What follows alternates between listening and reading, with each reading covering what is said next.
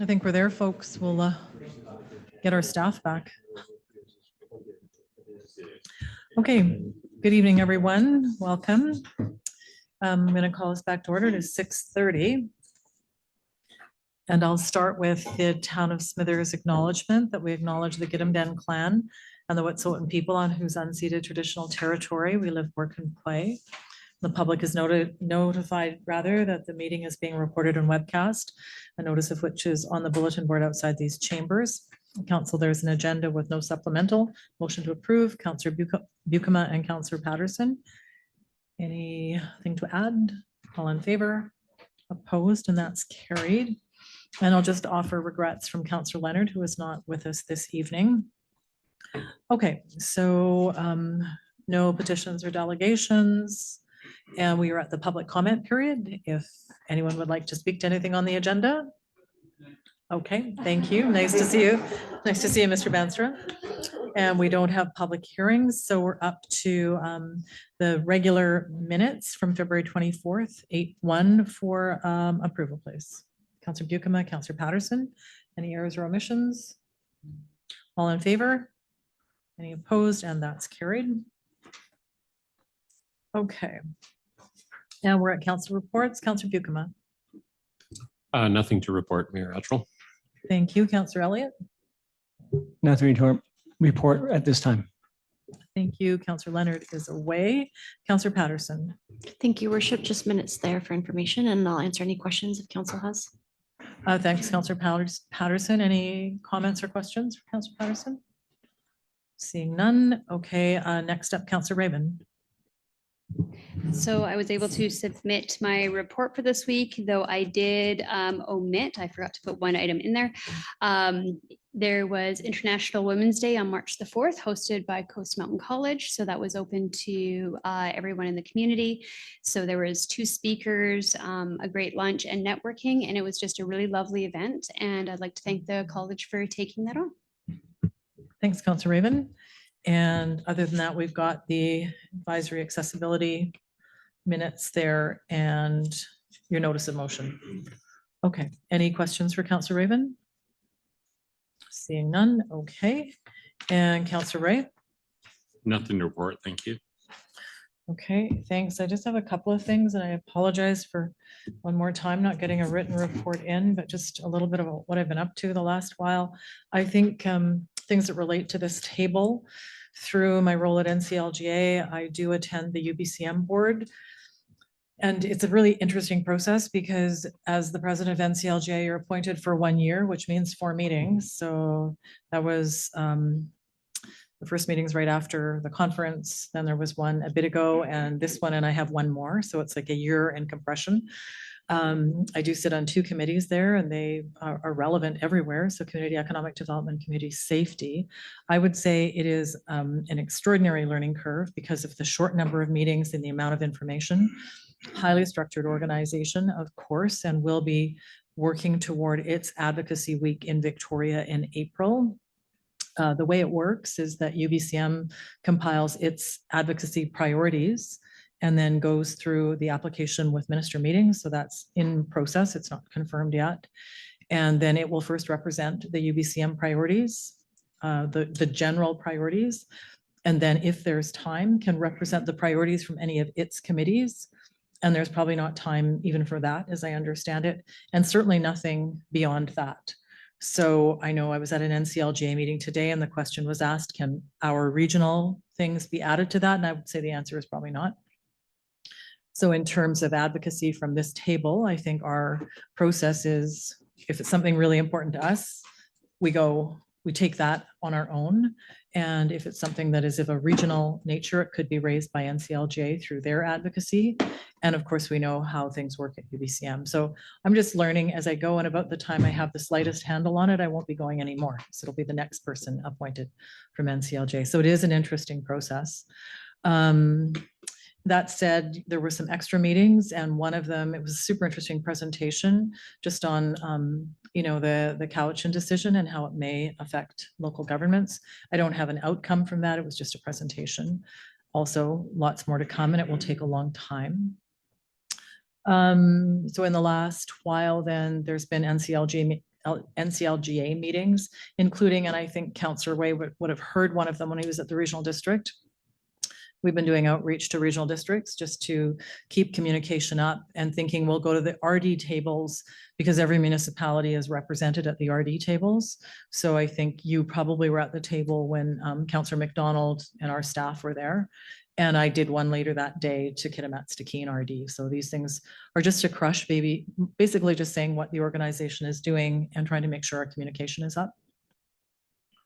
Last week, I was busy with my other work sort of at the BC Tourism Industry Conference, but I did join the RBA Steering Committee in Victoria on Wednesday, and we had meetings with the Premier and Ministers Anderson, Boyle, and Davidson. And hopefully I'm not forgetting anyone, just really carrying that RBA message. So I think it was absolutely worth being there, and it's always an interesting spectacle to be in question period. It was a particularly tough day in question period, and our meetings were immediately after that.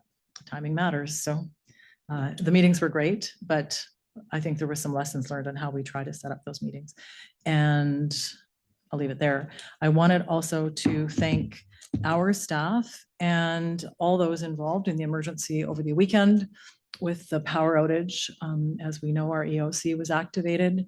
So thanks to everyone who put in extra time, keeping the community and its well-being at heart, and to those folks who are not our staff, but those hydro crews, I think deserve little medals too. And I think some of them are still working. And then two other things, just in the public interest, I think lots of people know, but just wanted to acknowledge the passing of Pat Moss, longtime Bulkley Valley resident. She was our librarian for many, many years, active for decades in the environmental world with working early on the Camano project, the Rivers Defense Fund, the Northwest Institute, definitely left her mark in this community, and it was really sad that of her passing. And then one other that people may remember, Greg Meredith, who was here for a very long time, active in the tourism world, passed away suddenly in Whitehorse a few days ago. Many people here remember him. So just wanted to bring those two as well. Thank you for hearing me on those, and we'll move on unless there's questions. Okay. In that case, let's jump to the staff reports.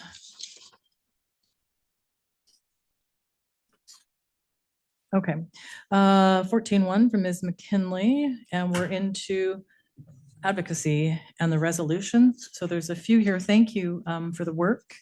These are hard to create, to try to make lucid the ideas that you hear from us at the table. So appreciate that effort.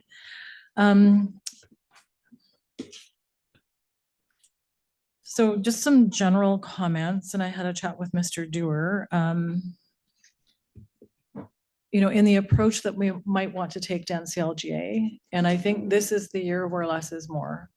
So if there were some in here that you think speak to you more than others, we could, I would entertain a conversation about the resolutions writ large, if that pleases the table, that we might get some consensus before we start doing motions on one at a time. If that doesn't please you, we can do it the other way.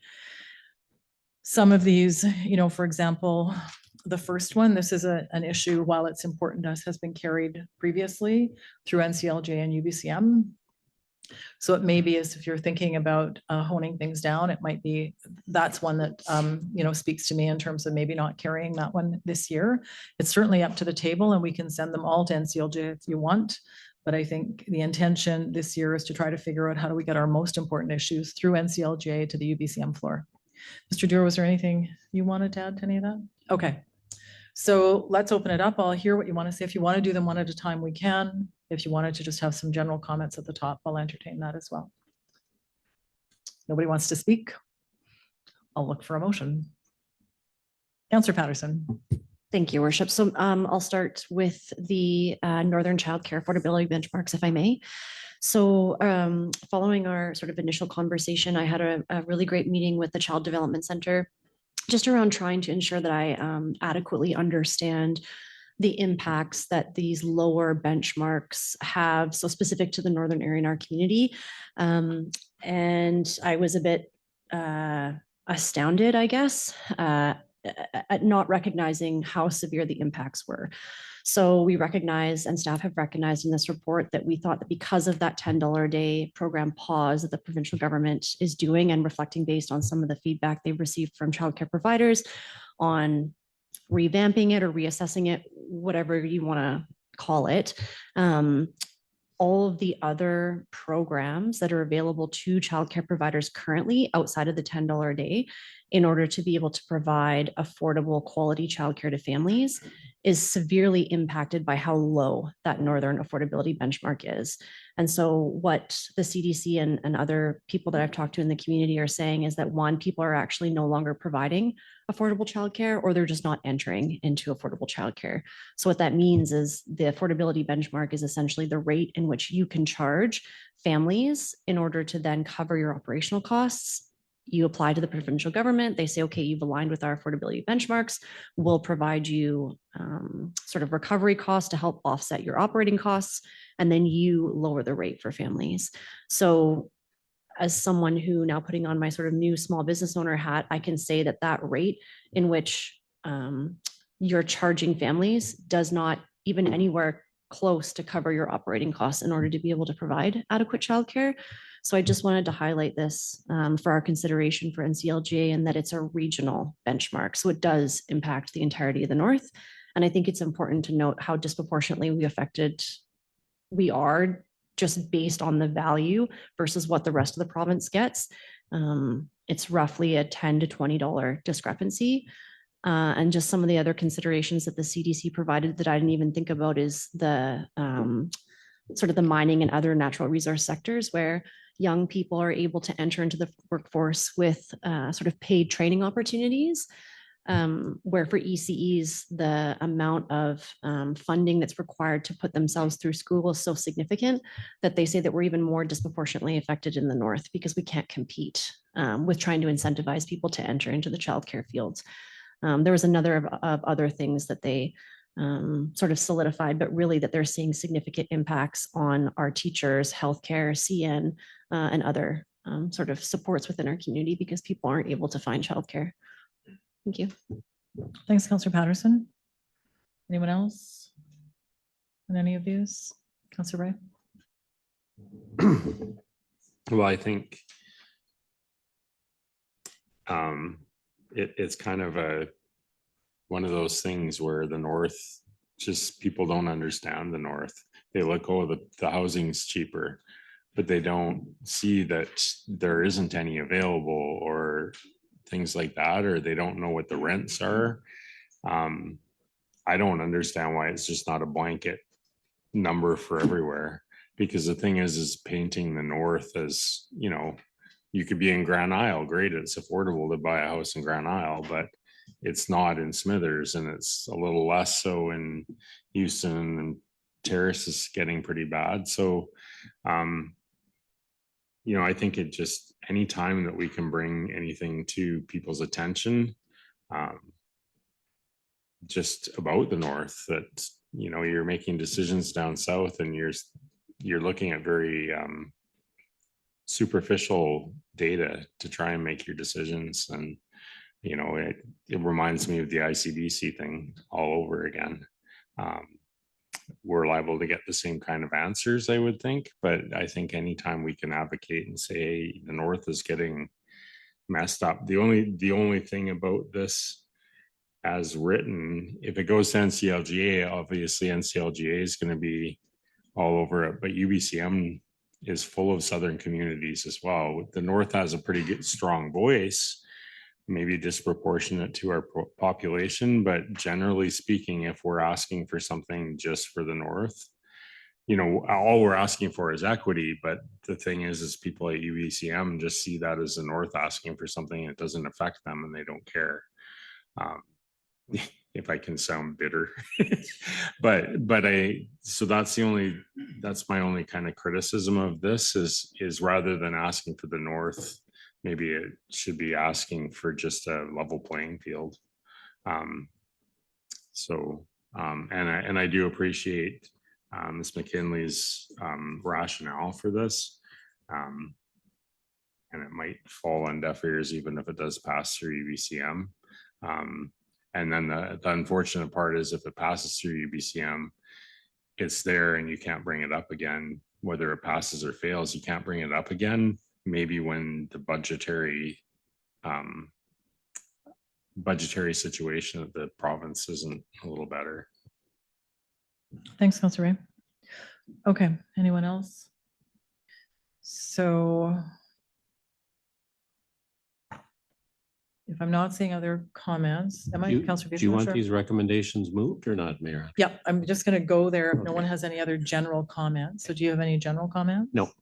Councillor Raven?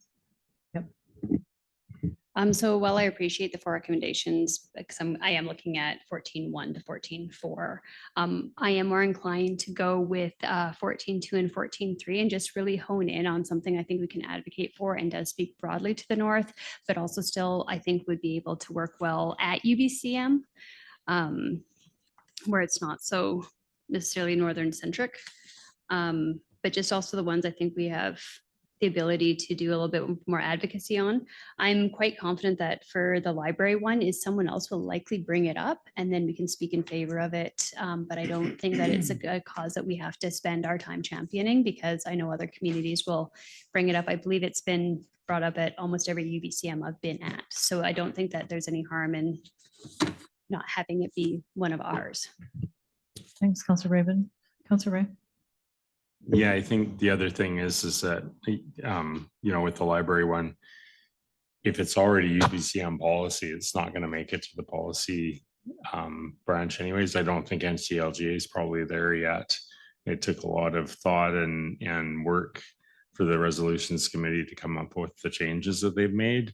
But I think it does behoove us to look at, and Ms. McKinley did put it in there. It's been consistently supported, unless we really, really honed in on the helping the homeless part. But I think even that's part of UBCM policy already. So just to get that information back, that if it's already part of UBCM policy, there's no point in bringing it forward. Okay, so if there's no other general comments, let's just start at the top then. So the first one is that 14.1 and it deals with the one you've just been talking about, the library, and there is a recommendation. Were you pointing at someone? I say I'll move the recommendation in 14.1. Everybody over here is moving it. So Councillor Buchan moves, Councillor Patterson seconds. Any discussion further to 14.1? Councillor Patterson. Thank you, Your Worship. Just to recognize obviously the importance of our public library. And I think there will be opportunity for the next incoming council recognizing we are going to build a beautiful new library. And when we have to talk about that level of service, I think at that time it would be appropriate for them to consider whether or not they want to have a specific ministers meeting on levels of support strictly based on this increase of service that we see as being downloaded onto public libraries. Thanks, Councillor Patterson. Okay, Councillor Elliott. Yeah, I'm satisfied to support the recommendation just because there's been other resolutions in the past relating to this. So I think there's been lots of ample attention paid to this issue before. Okay, thank you. Are you ready? So the recommendation, did you have a question? Okay. Okay, flinching. Okay, recommendation is on the floor that we not endorse. All in favor? Any opposed? And that's carried unanimously. Okay. So we're at 14.2. This is regarding Crown Land. Councillor Raven is moving. Is there a seconder? Councillor Buchan. Any discussion? Okay, and this is a recommendation to endorse. All in favor? Any opposed? And that's carried unanimously. 14.3, and this is original cost. I love these titles. Original cost, I can't even say it. Construction cost adjustment, that one. And the recommendation is to endorse. Councillor Patterson is moving. Councillor Buchan is seconding. Discussion on this one, Councillor Raven. Just thanks that this is able to, that sense is able to be made of it, because when we had our initial discussion, I know it was quite clunky and it was captured perfectly what I think the view of the table was. Thanks, Councillor Raven. Anyone else? The other thing I'll note, and we're going to the one that we started with next, is the language here is a little bit helpful in that it says northern and rural. That might not apply where we're going to the next discussion, but that, if it passes here and goes to NCLGA, every community is having the same struggle on how do we move things through our area associations and then to UBCM. So that language captures a broader portion potentially of the province who's facing similar issues. Okay, if there's no other questions, call the vote. So this is to endorse. All in favor? Opposed, and that's carried unanimously. Okay, so now we're at 14.4. This is the one on the Northern Child Care Affordability Benchmarks. And the recommendation in front of us is to not endorse. Councillor Ray? You're moving. Is there a seconder? Councillor Raven seconds. Discussion? Go ahead.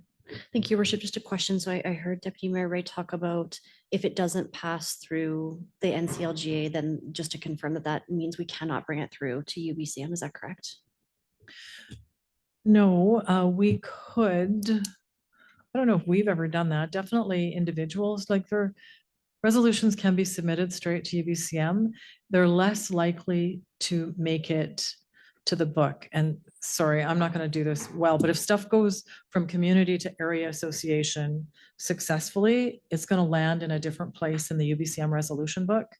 The ones that are not, if they don't follow that path, they're going to land somewhere else. And UBCM is trying to make that resolution process more functional. So you're going to get the endorsed block, you're going to get ones that sort of fit within certain categories, and the odds and sods will go into the book at the back of the book, and there may never be time for them. So they're all still going to be there. So we could, as a municipality, send something straight to UBCM. People do members' resolutions off the floor. That doesn't usually work so well, but this is not the only way. And then the one other thing that I'll say is that, you know, if this is an issue that this council determines is important, we can tackle it other ways. This is not our only way. It's a good way, but it's not the only way. Thank you, Your Worship. So I think I can sort of read the will of the table and that this will likely not go forward, but I just want to mention that, you know, recognizing that we didn't get approval to sort of enter into childcare, whether we wanted to or not. You know, I recently just announced the wait list for my program. It's been 3 days and I already have a 5-year waiting list. So I think I just want to highlight the importance of whatever we can do as a municipality to advocate. You know, one of the other things that the Child Development Center talked about is the cost that we know is significantly rising for anyone to build anything within our community. So I did a very modest renovation to my home that cost me $30,000. So I don't know what else outside of advocacy we can do to support childcare, but I would strongly encourage us to think about if we don't do it through NCLGA, I'd be looking to add this to our roster for ministers meetings, just specifically for our community. Thank you. Thanks, Councillor Patterson. Anyone else? Councillor Elliott? Yeah, I just want to second what Councillor Patterson is saying. I think this is a pretty important issue for most communities, and I think the government has done a dismal job of rolling out the $10 a day childcare and left a lot of people in the lurch now with basically defunding this program. So I think we should keep it at a lot of attention on it. I know we maybe sometimes feel like it's not our job, but our community depends on this stuff to keep us going with employees and people to work in our community. So yeah, if there's another way we keep it going, I would be all for that. Thanks, Councillor Elliott. Councillor Ray? Well, I actually think this is a classic case of a senior level of government over-promising and without a plan in place to put something in place or costed.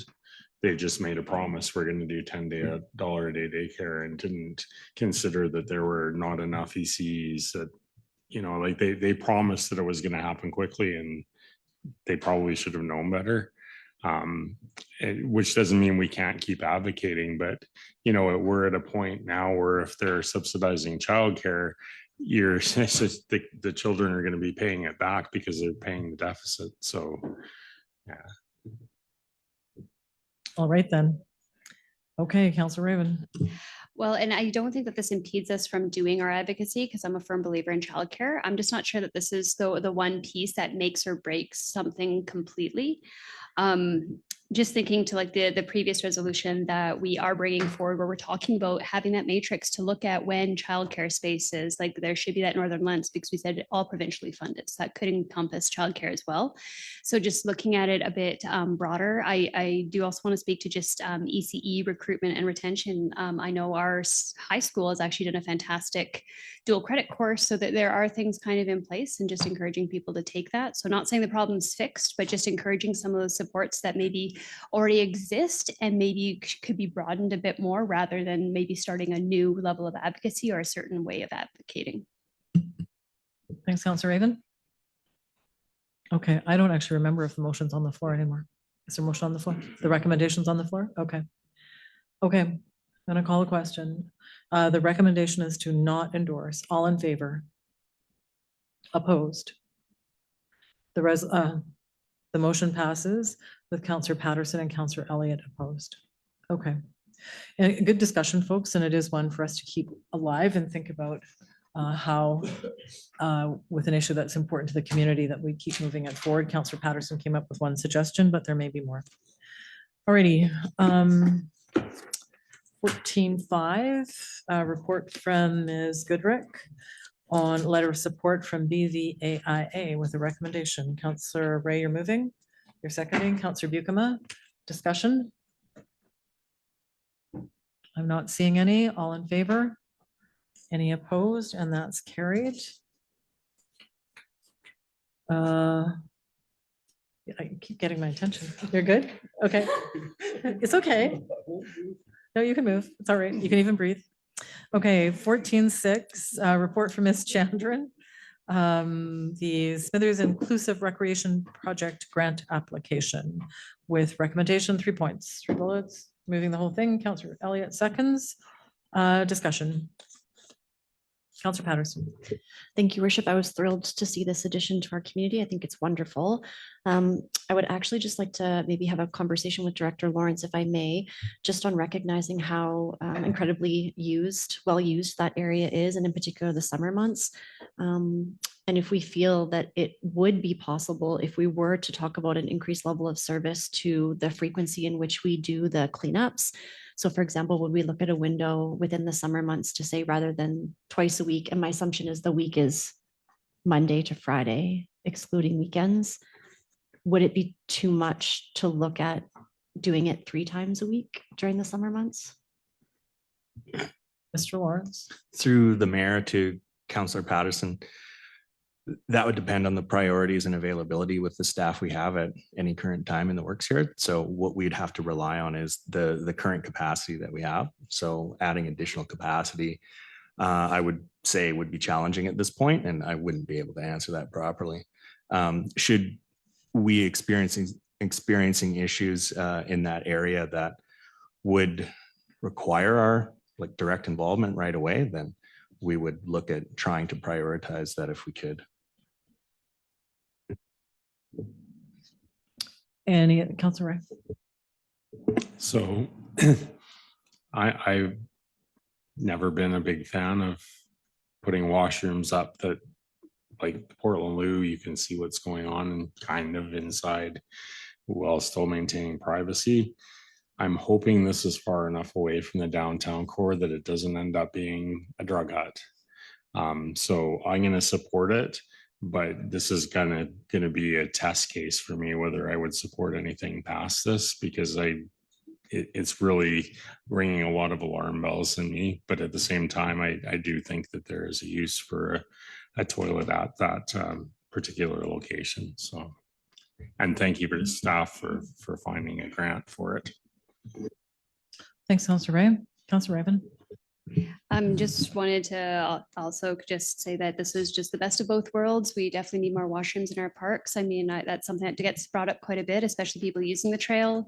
And the fact that while it is in Willowvale Marsh, it is close to other walking paths. And also, I just really appreciate looking at things from the accessible lens, rather than putting something in that might be cheaper and then looking back a few years later and saying like, well, maybe we should have done it differently. Yeah, I think this is fantastic, and I really hope we get the grant. Thanks, Councillor Raven. Anyone else? Mr. Welch, I have to remember your name. Look what's happening to me. Thanks, Chair. I'd just like to advise council that this is an expansion of services to the town. As such, there's an incremental operating cost that's got to be added to the financial plan of about $1,000 a year annually going forward. Thanks for that, Mr. Welsh. Okay. I am a fan of public bathrooms. I'm definitely going to support. Any further comments? All in favor? Any opposed? And that is carried. Thank you. Okay, we are at 14.7 from Ms. Chandran. Smithers Development Process Improvement Initiative Grant Application with the staff recommendation. Councillor Bucama moves, Councillor Patterson seconds. Discussion, Councillor Ray. Sorry, my apologies. Is this something that was kind of on our radar as being part of our work plan? Or is this I can see the value in it, but I just wondered about the work that's going into it on the front side. Are we going to have to drop something else? Mr. Dewar. So I'll certainly look to Mr. Allen to correct me if anything I'm speaking to is misspoken. But in terms of the grant application process, we have been working with a contractor that has applied for this grant with several other communities. And we've seen the benefits or heard of the benefits these types of activities have brought other communities. So we do not anticipate it's going to be overly cumbersome in terms of the application process. And there, in terms of moving through, if we were successful in the grant, in terms of moving through the actual review and some of the improvements associated with this project, there would be a consultant that would have to be hired to support that activity. So basically the way we're looking at it is it's an opportunity to improve the efficiency and effectiveness that we are delivering services to the community already. And, hopefully it's a way to, further streamline and create some efficiencies within our staff time as well. And, having this outside support in terms of $200,000 to hire a consultant to help support those activities, I think certainly lessens the burden to our existing staff. And some of these activities have been identified as ways to continue to grow and progress our organization, including the Development Services Department. And so we look at this as an opportunity to grow with a limited, impact to our staff resources. And so it was not a project that's already been identified, but we looked at ways that we can continue to grow our service and create those efficiencies so that we do see the benefits without having to put in our own resources, I guess I'll say. Thanks, Mr. Dewar. Councillor Ray. Yeah, so I was just looking more at like all the training on the new processes. And I mean, I'm not opposed to the processes. I just worry, with all that we ask of our staff, if now they're having to be trained in new processes, that's also going to be a bit of a burden. But if staff feels that that's going to be worthy and doable, then it's not something we're adding on to staff. Staff's brought this to us, so I'm comfortable supporting it. Thanks, Councillor Ray. Mr. Allen. Yeah, thank you, Mayor. I just wanted to add to what Mr. Dewar had already mentioned, but the planning section is going to be leading this project if we're successful, and we have identified capacity in the department right now to be involved in the development and in the training of the whatever software or processes are selected as part of these improvements. So in the end, it will bring efficiencies to the department and through our frontline staff as well. So we see it as an overall benefit and a overall time saver for staff capacity. Thanks, Mr. Allen. Mr. Dewar. Yeah, and just one further thing to build on. So right now, our planning department does have one extra position, which was grant funded for a period of 3 years through Northern Development Initiative Trust. And with that position, some of the reporting responsibilities that would be associated with this position really do align with some of the activities proposed in here. So there again, that's kind of feeding into that position, and that's a position that the intention is to fully cut it at the end of that funding term, which we're probably about about a year, just over a year into that term right now. And the other one too is beyond just improving some of those efficiencies. It is one across the organization. We're looking at improving, some of our operating procedures and just making sure that there's a lot of alignment in terms of how we are delivering services. And with that, I think there's opportunity to also improve that service, I guess, the user experience. So, when we're working with developers, potential investors, local residents, I think that by offering a stronger service, it will continue to support us in terms of attracting investment and helping grow our community. Thanks, Mr. Doer. Any other comments, questions? Okay, seeing none, all in favor? Any opposed? And that's carried. 14.8 from Ms. Timler, with a recommendation that we are a sponsor and participant in Earth Day. Councillor Elliott moves, seconder, Councillor Patterson. Any discussion? I like to see. Councillor Ray. I don't want to sound like the Earth Day Grinch, but I'm trying to think, this does align well, but I just wonder what other kinds of things that we don't support. I'm not saying this well. I'll just support it. And I'll try and think of a better way of saying it next time it comes up. It just seems like certain things are supported and, they're brought to us by people that are starting to seem like I don't disagree with the Smithers Climate Action Group. I appreciate their input, but if there was a business group that had similar influence on council, I would be a little worried. And I think we might have some criticism leveled our way. So just thinking in those kind of terms. So I'll support it, but I'm just a little concerned that is starting to happen a bit. Thanks, Councillor Ray. Anyone else? Councillor Patterson? Thank you, Your Worship. So just a question through to staff. My recollection on the recent request for town-sponsored activity, that was actually looking for a monetary contribution, correct? Not looking for this specific uniqueness of the town's public liability insurance. Is that correct? I think it was the mining association was looking for. It doesn't bit matter. vague. It's okay.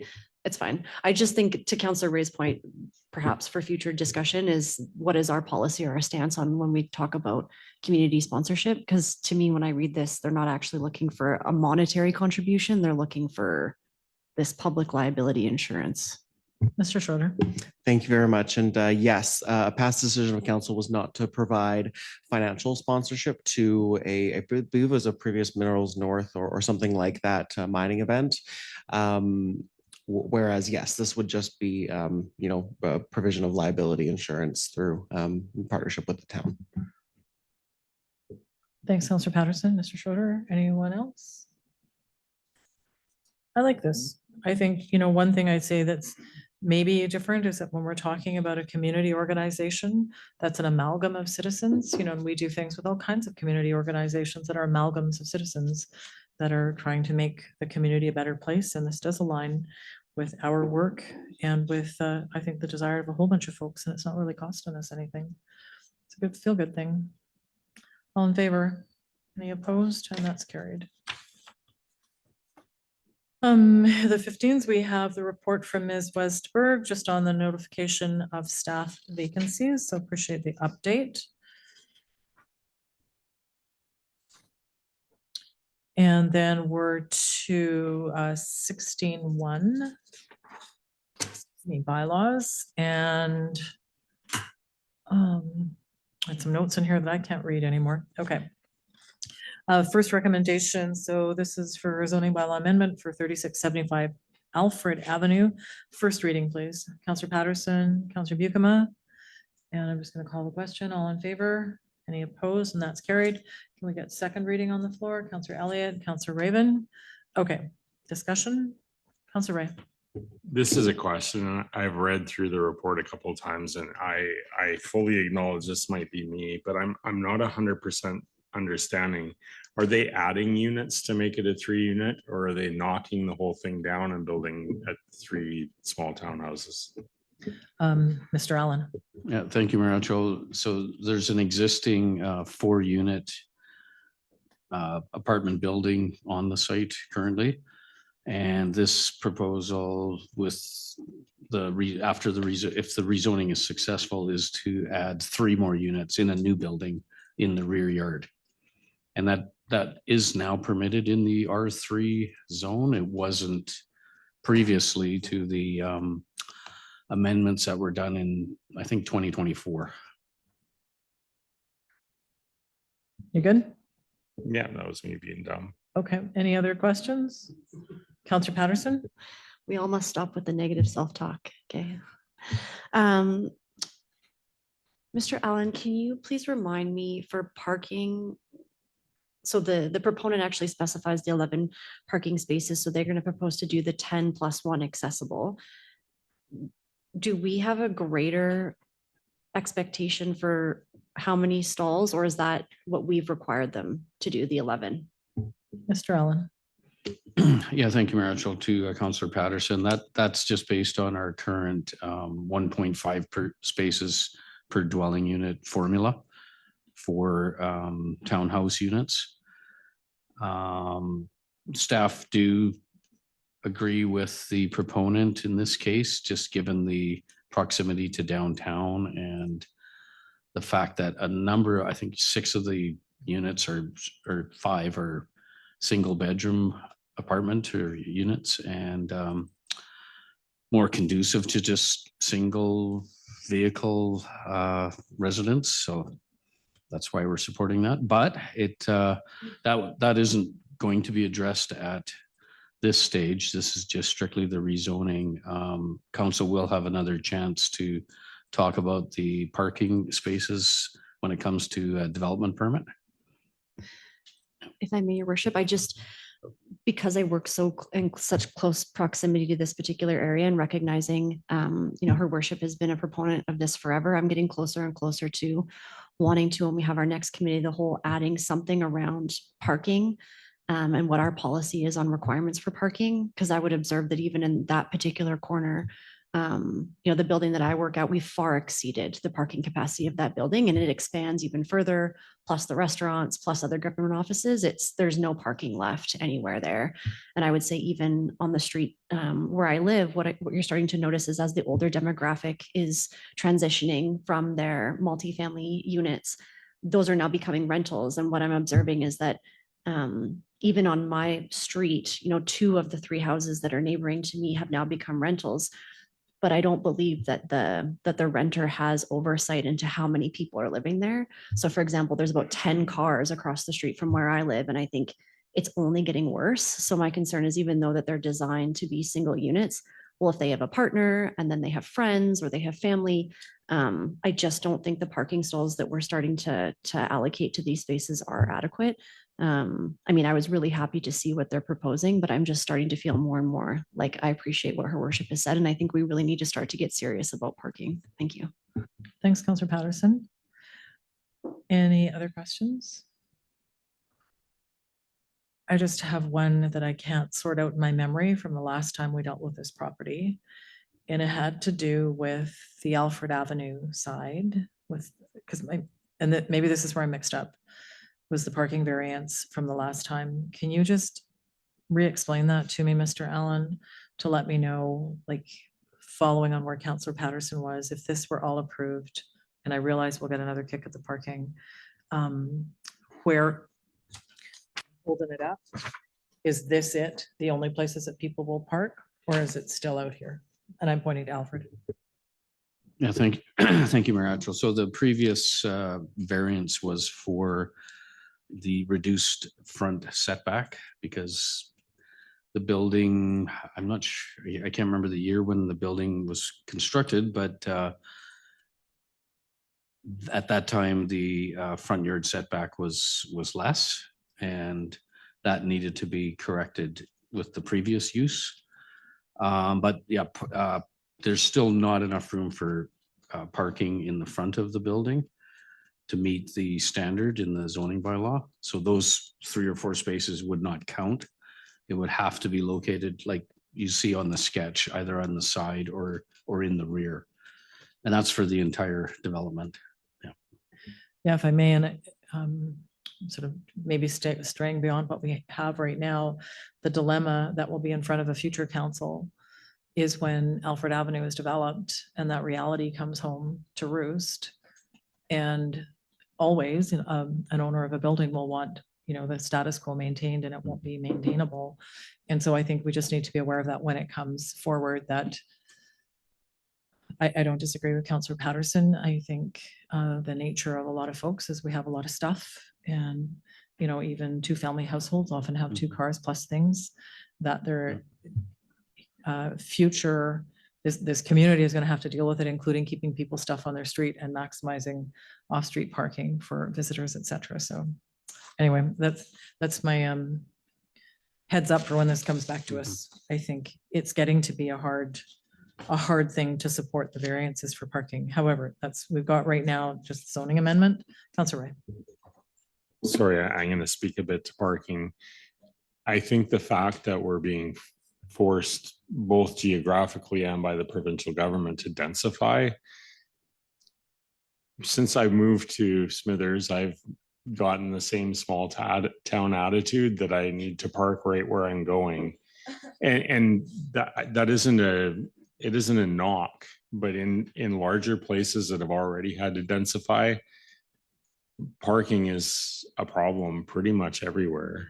I remember a long time ago, I guess I'll say, being a teenager and going to downtown Vancouver and being ecstatic if we could get a parking spot within 4 or 5 blocks of where we were going.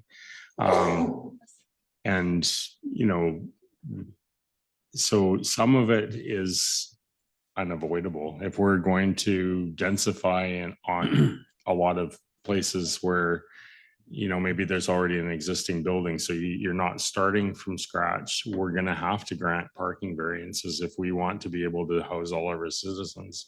It leads to disputes amongst neighbors who start putting cones out and stuff, but it happens everywhere. It isn't something that's going to be unique to Smithers. It doesn't mean we can't pay attention to it, but at the same time, I think we need to have some realistic expectations, especially in residential areas. I mean, I know what you're talking about, and that's a little bit extreme, but in residential areas, people parking on the streets is going to become more and more prevalent, and it's just something that happens as your community grows.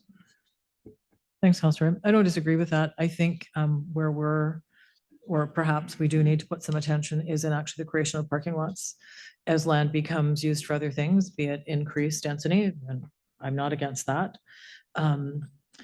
Where will people go? So at some point, as a community, we're going to actually have to look at that.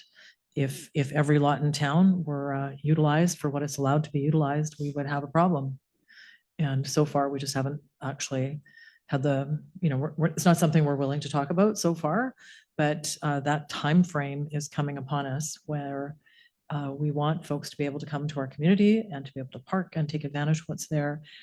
And so at some point there has to be some place to do that. And I think, in a residential area, I've got nothing against on-street parking. I think that's part of what the streets are for. But if you have residents with 2 or 3 cars and a boat and an RV, at some point there's an issue. And so some of that we can push back on private property owners, your stuff has to fit in your yard. But we're building toward a shortfall of that downtown, I think. Okay, enough said. Was your hand up? Okay. Ready? Second reading, all in favor? Any opposed? And that's carried. And we can all look forward to carrying this conversation forward next time. I don't think there's any doubt. Okay, 17s. First up, a letter from the city of Prince George asking us to support their position. Council. Okay, I'm going to pass it by if there's no comment. 17.2 from Kofi, looking for support for forestry as a solution. Councillor Patterson. Thank you, Your Worship. I just struggled with actually both the previous 17.1 and then 17.2. So while as an individual, I'm happy to sign a petition that supports community safety. I really struggle with 17.2 because I wasn't sure as a council, what's the protocol here for endorsing an initiative without sort of having careful discussion and maybe assessment of it. My assumption is that we just don't. But I'd just be curious to hear if there's been case precedent in the past or what the approach might be. I don't know that there's any rules on this for us. I think it's what we're comfortable with. Councils previous to my time made decisions on proclamations and those sorts of things. My memory sort of in this term is that we've been a bit more reticent, but I'm not sure that we have a policy that says we can or cannot support anything. Mr. Schroeder? Thank you very much, Mayor, and that's correct. This is certainly something that lives within the council advocacy portfolio. And to that end, there's no specific rules on what's permitted, not permitted, or policies that provide guidance.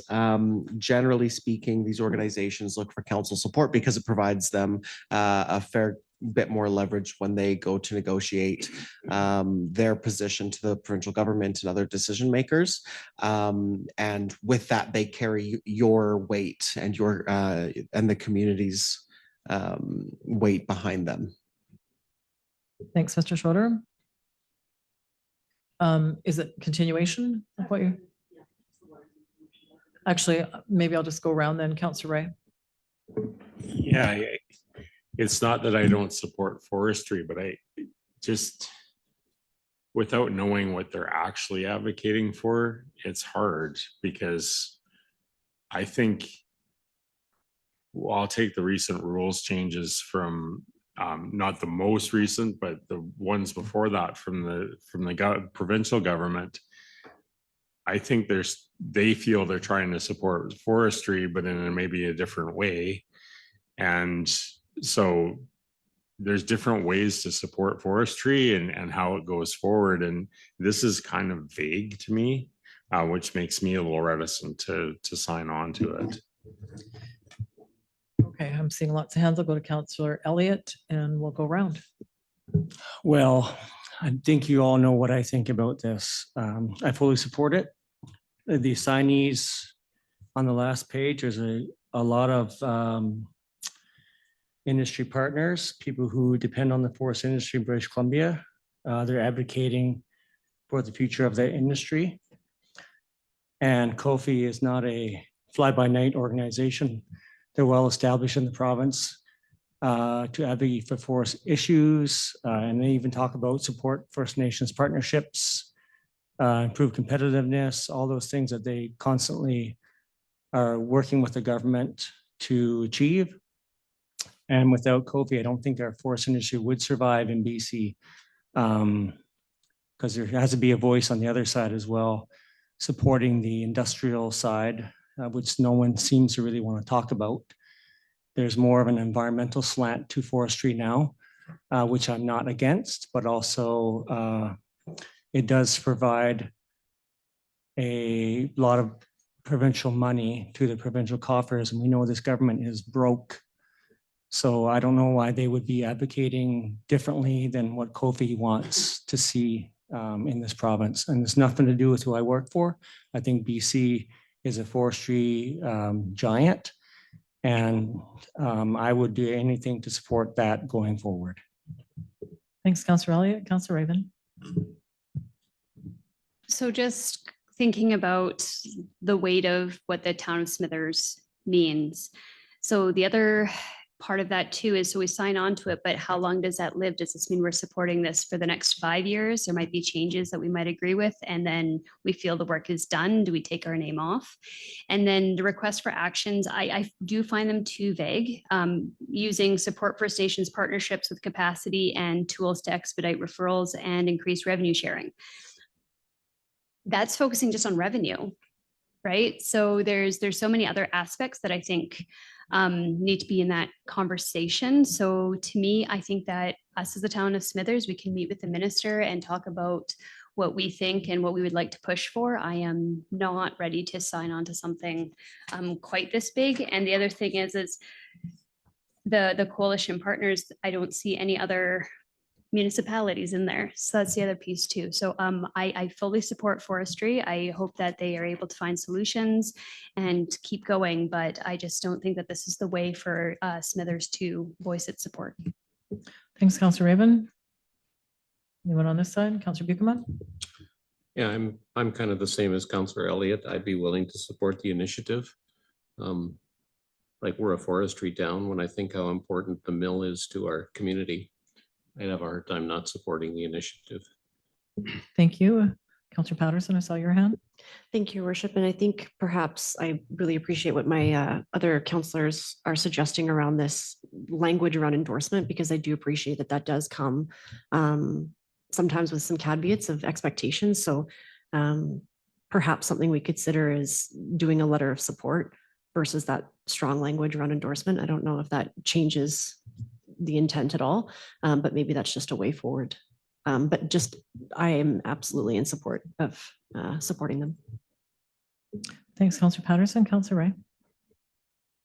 So we're fortunate to have a mill and a company that seems committed to our community. This to me looks like it's very much geared towards keeping mills active, but nowhere in here is rules to prevent sales from other, closing a mill and then sending the logs down the road to another mill that you own. There's a lot of problems with forestry, and I don't know. It's just always, this looks like a lot of sloganeering, and without details, it's always the devil in the details. The other thing is, I don't think it'd be the end of the world if we signed it or didn't sign it. And I think our actions, the town of Smithers supports forestry. I just don't know if I support this particular initiative. Thanks, Councillor Ray. Okay, good conversation, folks. Maybe a couple of suggestions. And it was something that Councillor Ray said just in that last piece.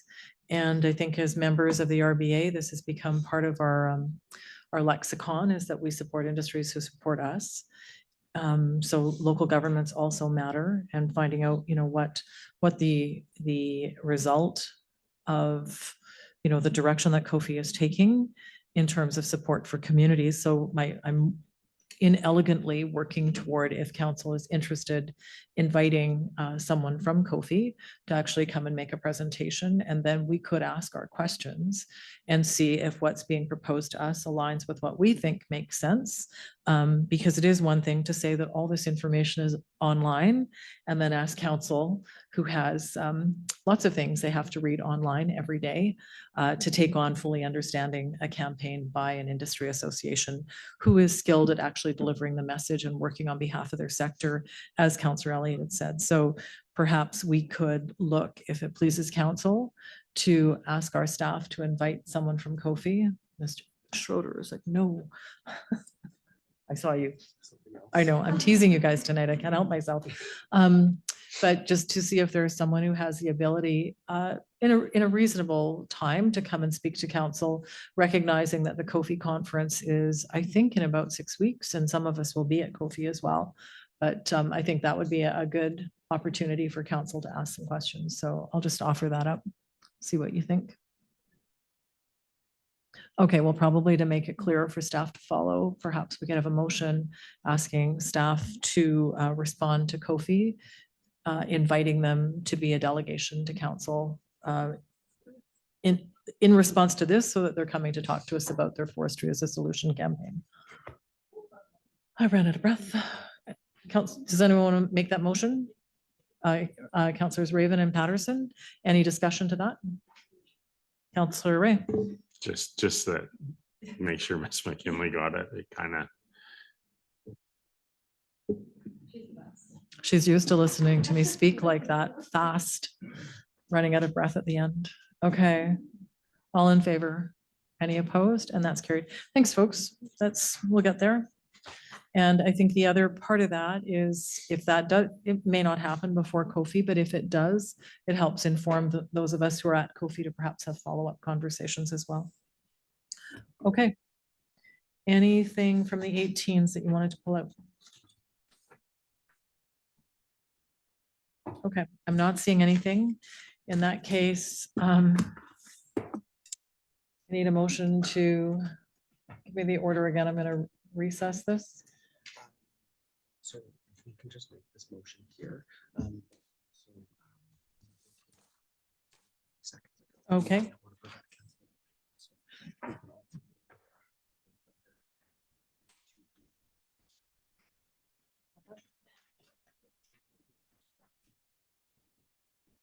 I can just do this. Hang on, folks, sorry.